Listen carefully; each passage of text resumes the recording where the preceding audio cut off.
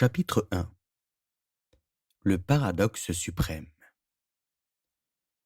Lorsque j'étais au lycée, mon professeur de biologie m'a dit un jour que ma valeur en tant que personne s'élevait à 24,37 $. Pour parvenir à ce résultat, il avait additionné la valeur de tous les minéraux de mon corps, zinc, cuivre, potassium, etc. Aujourd'hui, du fait de l'inflation, ma valeur équivaudrait à 160 $.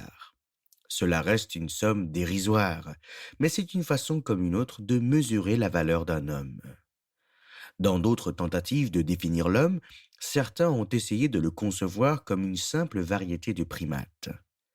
Au début du XXe siècle, Desmond Morris a publié un livre à succès intitulé Le singe nu, dans lequel il avance qu'il existe environ 89 sortes de primates, chimpanzés, orang-outans, gorilles, babouins, singes, mais qu'une espèce en particulier se distingue des autres, non pas tant par son intelligence que par le fait que ce primate soit nu. L'homme se différencie des autres, car il doit se fabriquer des vêtements artificiels pour couvrir sa nudité. De toute évidence, l'homme est la seule de ces quelques 80 variétés de primates à avoir un problème avec la nudité, et donc avec la culpabilité.